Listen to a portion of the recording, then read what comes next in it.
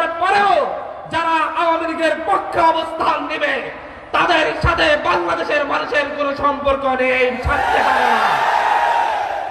বাংলাদেশের মানুষ সেই দিল্লির এজেন্ডা আর এই দেশে বাস্তবায়ন হতে দেওয়া হবে না। দিল্লিতে বসে বসে পরিকল্পনা করা হবে আর বাংলায় বসে বসে তার দাসেরা সেই পরিকল্পনা বাস্তবায়ন করা হবে। সেই স্বপ্ন 5ই আগস্টের পর আর দেখা যাবে না, সেই স্বপ্ন আর দেখবেন না। বাংলার সেই চাঁপাইনবাবগঞ্জের সীমান্তে দেখুন, বাংলার সেই প্রতিটি সীমান্তে দেখুন, সীমান্তের মানুষজন এখন প্রতিরোধ গড়ে তুলছে।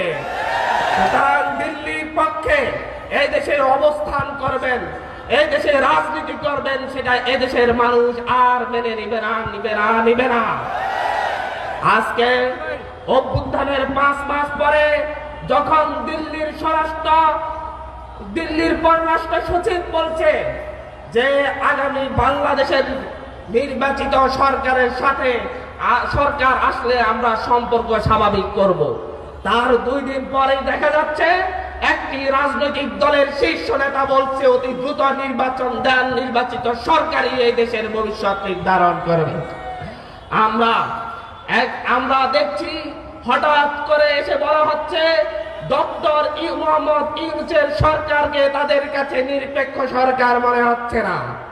তারা নতুন নিরপেক্ষ সরকার চায়, যেই সরকার 1/11-তে যেরকম ভাবে কারচুপির নির্বাচনের মধ্য দিয়ে আওয়ামী লীগকে ক্ষমতার মস্তদে বসিয়ে দিয়েছিল, বাংলাদেশকে তাদের ভারতের দাসত্বের শৃঙ্খলা আবদ্ধ করেছিল, সেই রকম একটি নির্বাচনের মধ্য দিয়ে তাদেরকে যেন এমন একটি সরকার দেয়া হয় নিরপেক্ষ সরকারের নামে, যেটা তাদেরকে নিশ্চিত ক্ষমতায় বসিয়ে দিবে, সেই রকম সরকার তারা চায়। তাদের সেই কথার 2 দিন পরে আমরা দেখছি মোহাম্মদ আলী আরাফাত ফেসবুকে পোস্ট দিয়ে বলছে সেও একটি নিরপেক্ষ সরকার চাই, ডক্টর মোহাম্মদ ইউনূসের সরকার নিরপেক্ষ নয়। আমরা দেখছি আপনাদের ভাষার সাথে আওয়ামী লীগের ভাষা মিলে যাচ্ছে, আপনাদের লক্ষ্য উদ্দেশ্যের সাথে দিল্লির দালালদের লক্ষ্য উদ্দেশ্য মিলে যাচ্ছে।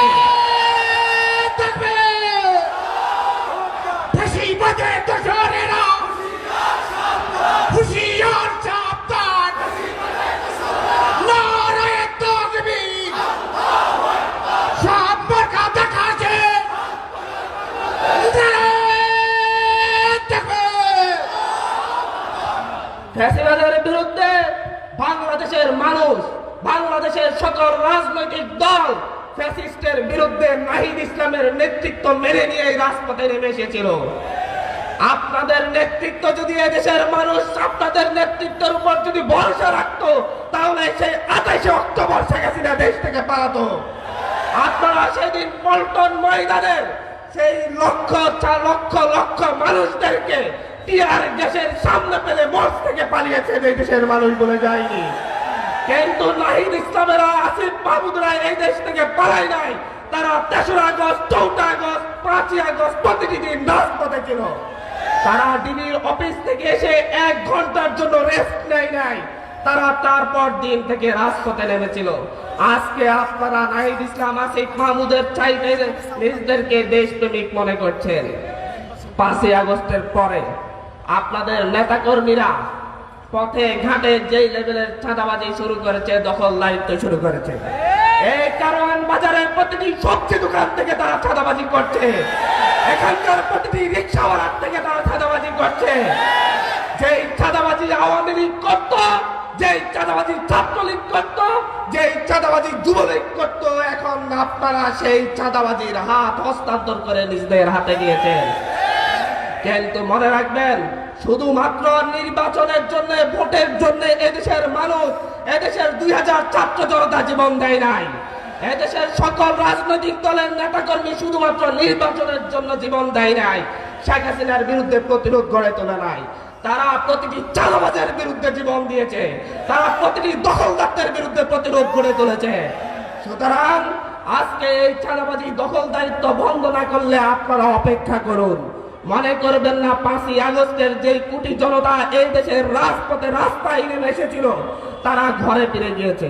তারা অপেক্ষা করছে আরেকবার চাঁদাবাজ দখলদারদের বিরুদ্ধে নাহিদ ইসলাম এসে আহ্বান করবে। সেই নাহিদ ইসলামের আহ্বানে এসে প্রতিটি চাঁদাবাজ দখলদারদেরকে প্রতিটি ফ্যাসিবাদ বিরোধী রাজনৈতিক দলের সমন্বয়ে আবার উৎখাত করা হবে।